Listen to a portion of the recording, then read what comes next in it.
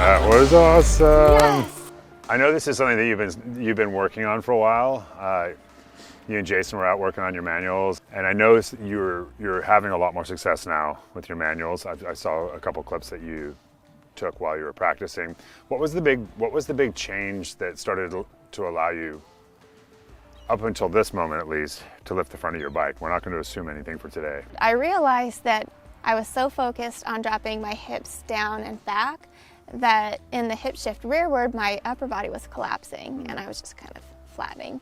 And because of that, I wasn't transferring any power to my hands. Gotcha. And I realized when I was doing all this that kind of reminded me of my old rowing days, when you come up to the catch and if your hips shift back before your hands come back, if you're not in a stronger upright position, you've lost all the power from your legs. Yeah. And so it turned out to be about the same thing on the mountain bike. As soon as it was even a smaller motion, but as soon as I stood up straighter and I thought about peeling my shoulders up towards the sky, and then also you've got quite a bit of range of motion here. Yeah. And so to be able to use that strength too from my shoulders and start to hang off the bars, Yeah. that's what brought the front end up. So the other thing about that idea of having the open chest that you were talking about with rowing and being able to get a lot of power with the arms, that's also another adjustment technique once you start to get up on the balance point. So most people talk about the hips shifting back and forth in order to maintain your manual, and that's the most obvious thing you'll see in a video when you see somebody really good like manualing down a road.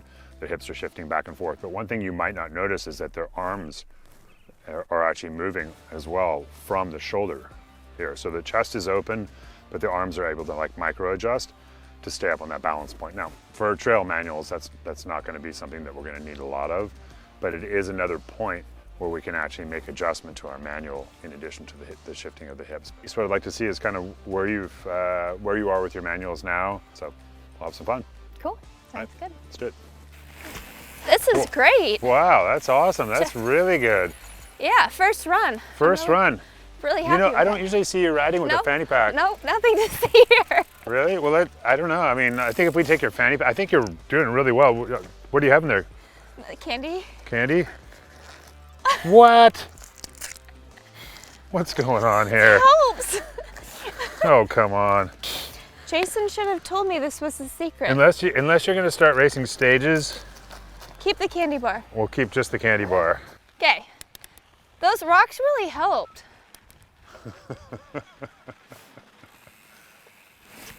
Yeah, see? See what happens when you take the rocks out of the back?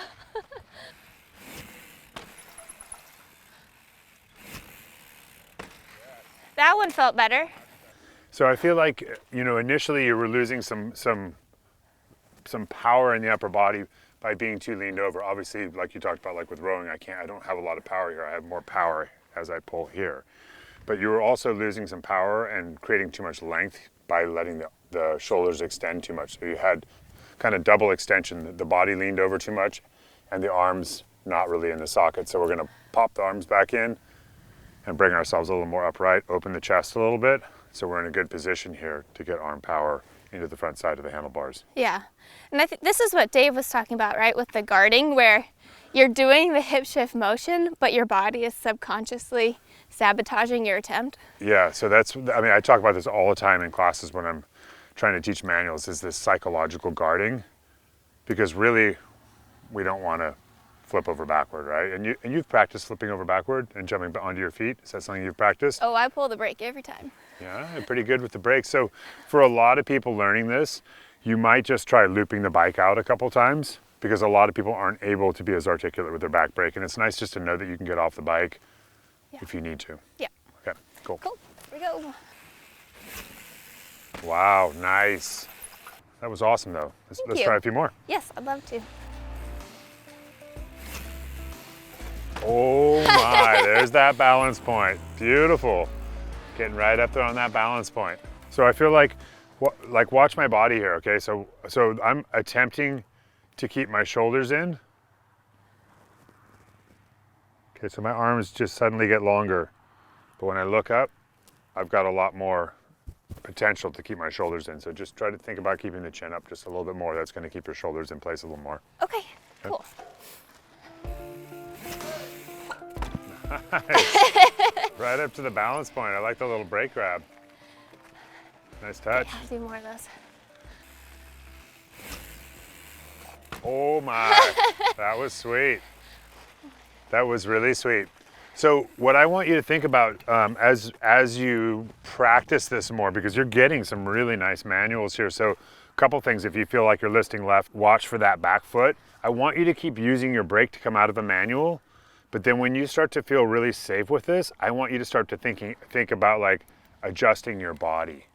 Okay, and it's funny you say that because when I came out here to practice and everything was going great, I realized once I got to the balance point, I didn't know what to do. Yeah, so like you're finding that space, and this is a great starting point. I mean, most people never get to the point that you're at now. I mean, this is the hard point to get to, that really like giving in and just being in this on the balance point, and you're like, you're guarding with that finger, which is totally fine.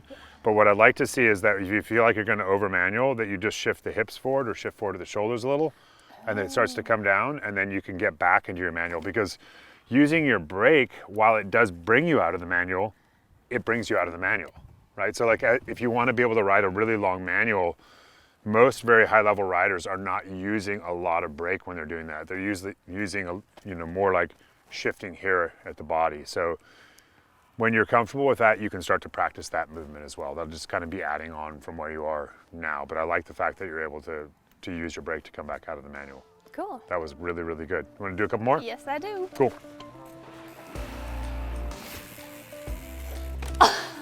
That was awesome. Oh my. They're coming. They're starting to happen. So this is what's really interesting to me, is that I spent a lot of time working on manuals, no progress, and I was so focused on the hip shift and the movement here, and I was focused on looking up, but it's crazy to me that it was just the shoulders that was that missing piece for me. This is actually something that I teach for being able to go down steep descents too. So like if you come down a steep descent, you think, oh, that's as far as I can extend. It's not. I can extend even further. So like basically we have like from our like a plank position here, we have the ability without bending our elbows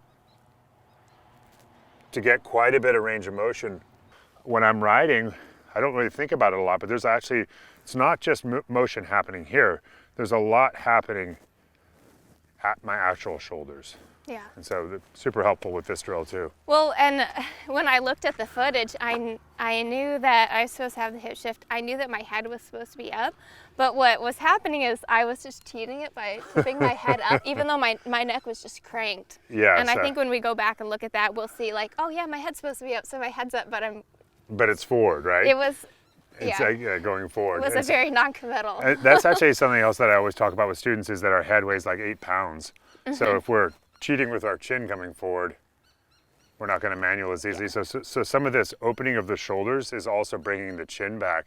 But that's actually something too. I mean, that's another balance point. So we've got our shoulders, we've got our hip movement, and we've even got like a little bit with your head that you could do, right? Like if you're truly on the balance point, like if you slow down somebody who manuals really well, you're going to see these various ballast points all in play. And that rider, like that really high level rider, probably doesn't even know what they're doing.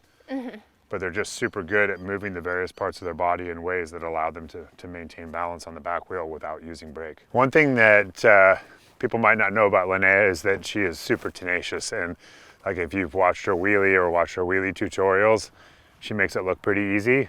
That literally took her 6 months, working like almost every day, and she has been working at this every day. And we see a lot of these things on YouTube, like learn to do this in 5 minutes, learn to do this in 10 minutes, and yeah, maybe a few people can learn like that. But these things take a lot of time. Learning to manual properly, even with the manuals that I have, which aren't perfect, took a lot of years. So this is something to practice hard on and just keep consistently working at and not expect it to happen right away.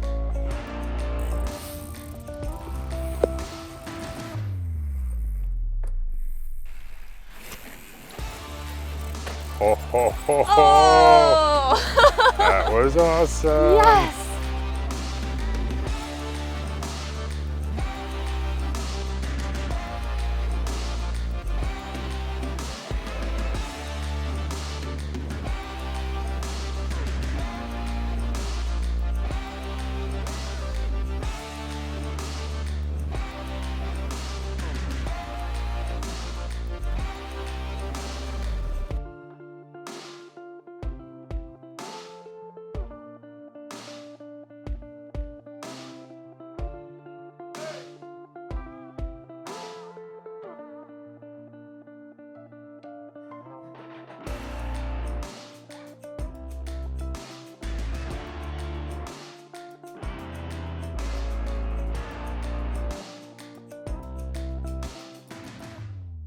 Cool. Good job today. Thank That's you. sweet. Thanks for meeting me out here. You rocked it. That was awesome. You did super well on that, even after I took the rocks out of your fanny pack. So the reason I figured this out is because I came out here and it was a hot day when I was practicing. Yep. And I had a ton of water in my fanny pack. Yeah. And then I was actually kind of mad at Jason that he didn't tell me that the secret was to just have a little extra badonkadonk. Badonk. Yeah, a Badonkadonk? little extra something really Well, helps. they sell brownies at Tire 17. You can get yeah, a bit brownies, extra, but peanut butter cookies. I brought the Milky Way. so it doesn't I'm have to ready. be. It doesn't have to be a fanny pack. Cheeseburgers, You can earn tacos. your badonkadonk here if you need to. It just really helps. If you want to learn more, we have a full online school at fluidrideonline.com, and it's free to get started.